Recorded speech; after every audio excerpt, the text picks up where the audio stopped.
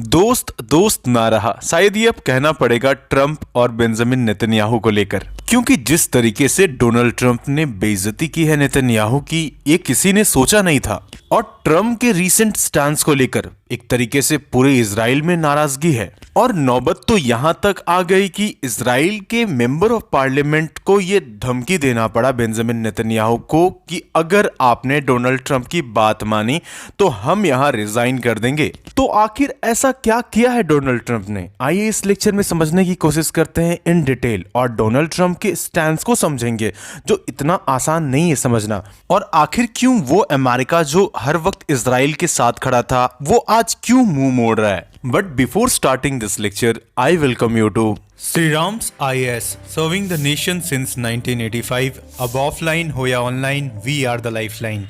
दोस्तों, recently Donald Trump ने एक वीडियो अपलोड किया on his Twitter handle and that video is about Benjamin Netanyahu, जहां पर उनकी निंदा की जा रही है, उनकी बुराई की जा रही है कि किस तरीके से मिडिल ईस्ट में आज जो कुछ भी क्राइसिस के हालात बने हुए हैं इसका सारा जिम्मेदार बेंजामिन नेतन्याहू है।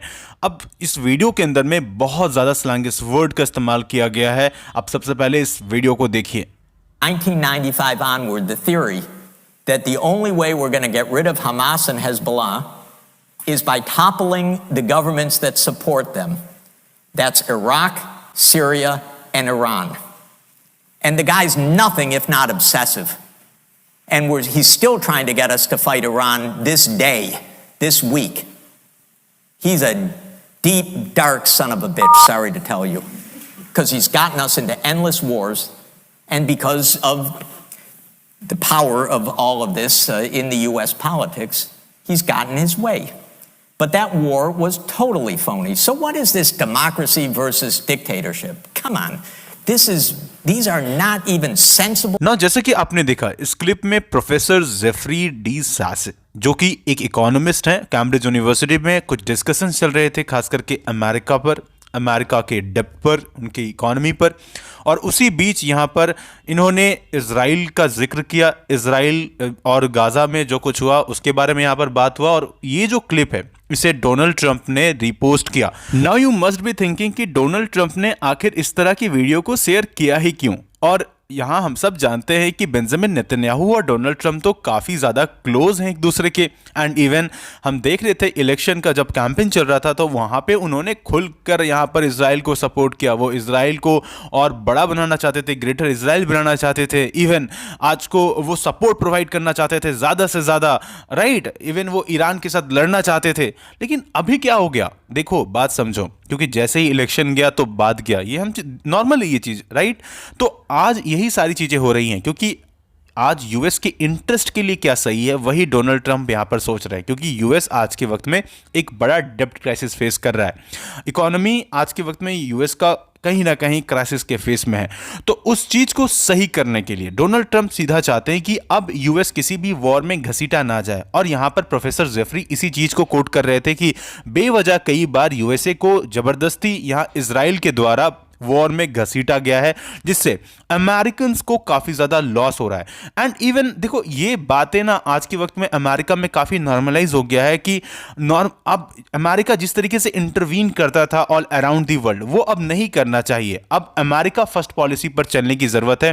तो ये सारा जो कंटेक्स्ट है ये आज के वक्त में डोनाल्ड ट्रंप समझ रहे हैं और इसी चीज को कहीं ना कहीं वो बढ़ावा देने की कोशिश कर रहे हैं। एंड इवन इसीलिए रिसेंटली हमने देखा कि डोनाल्ड ट्रंप ने इवन सीज फायर की कहीं ना कहीं बात रखी है हमास के साथ मिलकर कि भाई कहीं ना कहीं आप आओ। बेंजामिन नेतन्याहू को भी कहा है कि आप आओ मिलकर कैसे भी करके सीज फायर करो और ये वॉर को रोको, क्योंकि वॉर किसी के लिए इंटरेस्ट के लिए ठीक नहीं है। और खास करके डोनाल्ड ट्रंप इस चीज को आज इवन यूक्रेन के साथ भी यही सेम करना, यूक्रेन रशिया वॉर के साथ में भी यही करने की कोशिश कर रहे हैं और इवन मिडिल ईस्ट में भी यही चाहते हैं। अब देखो इस पूरे सिचुएशन में सबसे ज्यादा प्रेशर किसी पर क्रिएट होने वाला है तो वो है बेंजामिन नेतन्याहू। क्योंकि आज के वक्त में एक तरफ तो ट्रंप है जो कंटिन्यूअसली ये प्रेशर क्रिएट करेंगे कि भाई जल्द से जल्द सीज फायर करो। हम बात कर रहे हैं आपके जितने भी हॉस्टेजेस हैं हमास उन्हें छोड़ देगा, आप यहाँ सीज फायर की डील को साइन करो। बट ठीक इसके दूसरे तरफ हम क्या देख रहे हैं कि जैसे ही सीज फायर की बात की गई यहां पर इजराइल के कुछ एमपीज हैं, तो वो यहां पर डिमांड रख रहे हैं कि अगर आपने गलती से भी सीज फायर को साइन किया तो हम यहां पर रेजिग्नेशन दे देंगे, हम रिजाइन कर देंगे। क्योंकि जो एफर्ट्स लगा है इस वॉर में, जिस तरीके से यहां पर सैक्रिफाइसेस दिया इजरायली सोल्जर्स ने, जिस तरीके से उन्होंने लड़ा है, वो कहीं ना कहीं बेकार चला जाएगा, वो पूरी तरीके से वेस्ट चला जाएगा। और हम नहीं चाहेंगे कि हमारा जो आज पॉइंट पर खड़े हैं, हमने जिस एरिया को कैप्चर कर रखा है, वो हमारे हाथ से चला जाएगा। हमास दोबारा कहीं अगर वापस से काफी ज्यादा मजबूत हो गया तो उस सिनेरियो में हम क्या करेंगे। तो ये सारी चीजें यहां पर रखा गया इनके एमपीज के द्वारा।